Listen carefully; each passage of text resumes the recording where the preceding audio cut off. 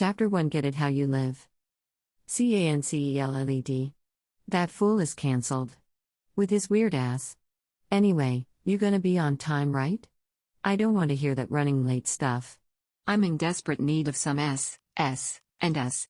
Sand, sun, and sex. Dina laughed as she talked to Ashley on the phone. Dina was halfway joking, but she was halfway serious too. The ladies were leaving for their vacation in Mexico this afternoon, and Dina planned to treat Mexico like it was Las Vegas. What happened in Mexico during this vacation was going to stay in Mexico. Unless, of course, she met a millionaire and decided to keep draining him for cash when she got back to the States. The ladies were headed off for a vacation, just like most people did at this time of the year, but unlike most people, the Boujee circle were traveling in style. Fuck airports and long-ass lines. The ladies were chartering a private jet for their getaway. Dina checked inside her bedroom closet one last time before she zipped up her Louis Vuitton luggage. She wanted to be 100% sure that she'd packed all of the new things she brought yesterday. Dina dropped a cool $15,000 on clothes and shoes for this week-long vacation. She didn't plan on wearing anything twice during this whole trip, including bathing suits and lingerie, that she was pretty certain a few millionaires would be seeing up close and personal during her time in Mexico. "Mom, when you coming back?" Dina jumped a little. She was startled to hear a voice in her room. Dina had no idea Diana was home. She had no idea what time Diana had gotten this morning. As Dina stood there thinking about it, she realized she didn't really care either. "Would I tell you about sneaking up on me like a damn stalker? And you're out of your damn mind if you think I'm telling you when I'm coming home. You think you're slick. Trying to plan a party around my schedule and shit. Not in my damn house, you won't." Diana put on a fake pout. She knew her mother very well. She also knew that her mother was playing right into her game of deflect and attack. Partying was Diana's life. But more than partying, Diana's biggest accomplishment in life was living responsibility and carefree. Dina had played a big part in Diana becoming this way. She knew it, and she hated it. But she still continued to contribute to it. Dina grew up an only child. She'd always wanted a sister to share clothes with and do other sisterly things with. Since she had none, Dina settled for friends to fill the sister role. As hard as Dina tried, friends were not the same as family. Dina's life had been one never-ending party since she was 14 years old. Having Diana at 17 did not slow down Dina's partying ways, not even a little bit.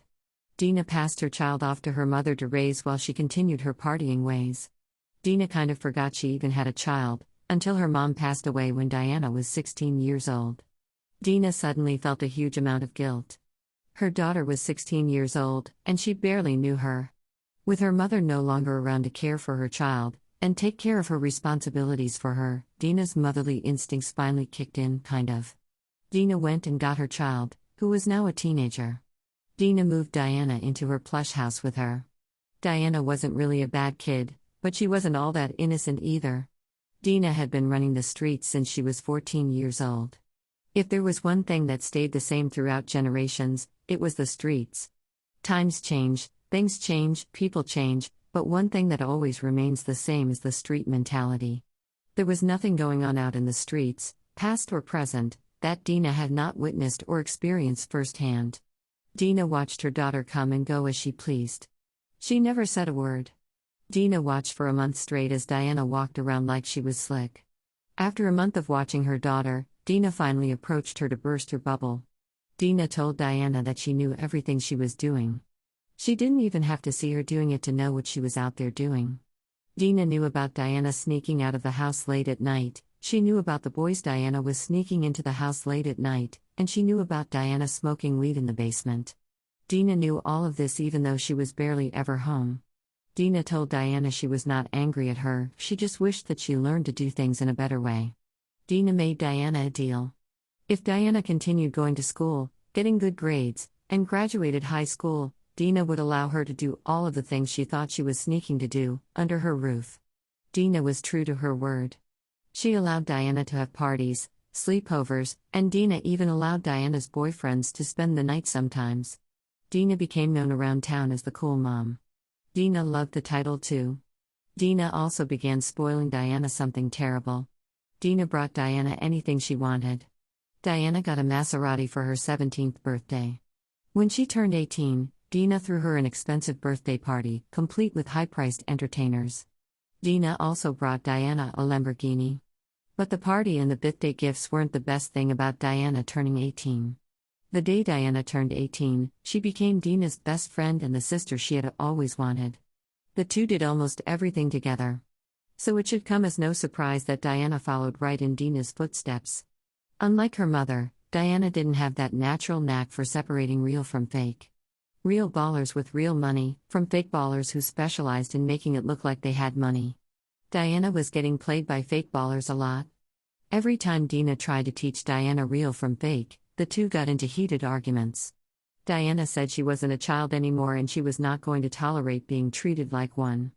Even though she had no job. Everything she owned and almost every dollar she ever got came from Dina. After warning her 3 times, Dina decided to let Diana find her own way in life. She never did.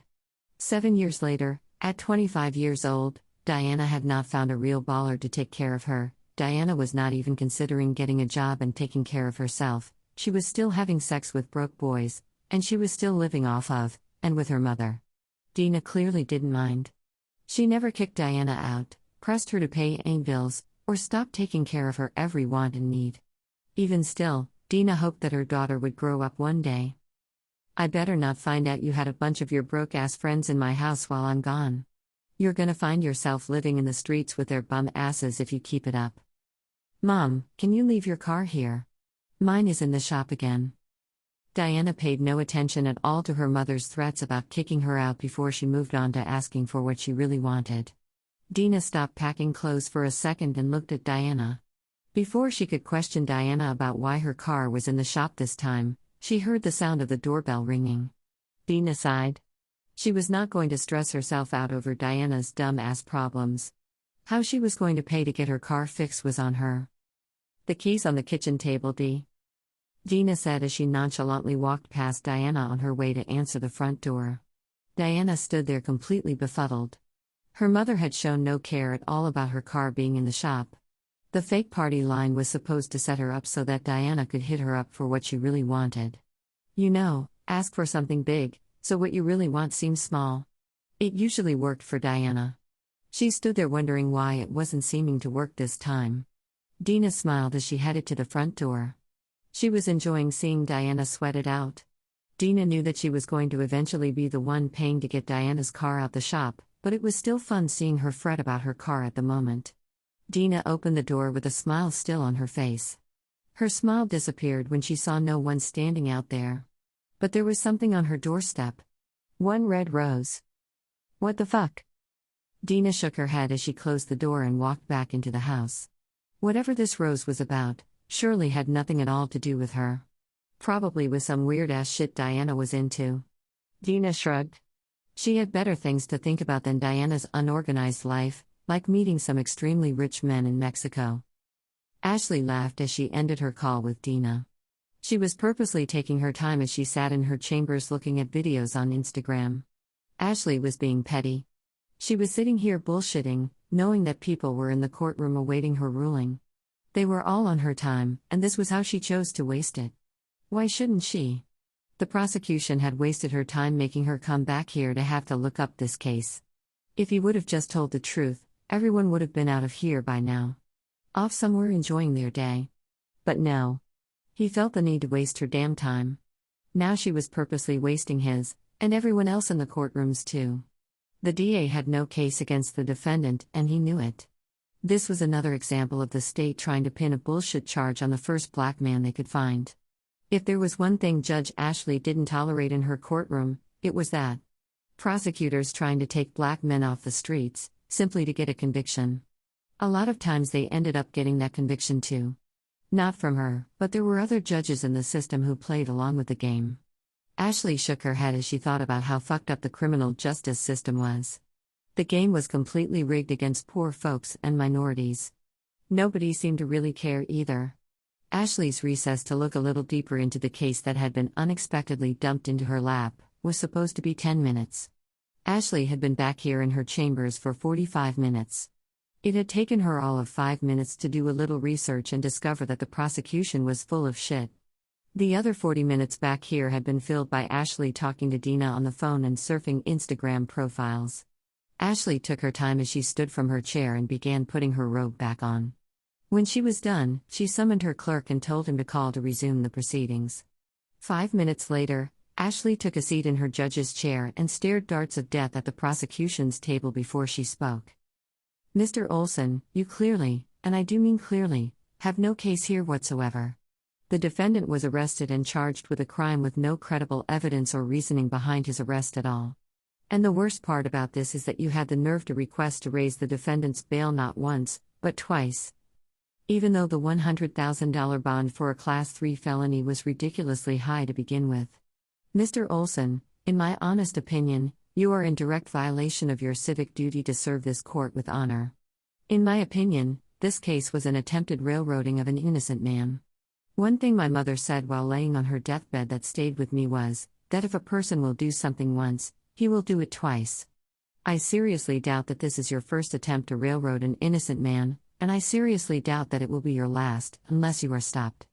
Therefore, I'm writing to the Bar Association to request that your activities be investigated and hopefully that investigation leads to you being disbarred.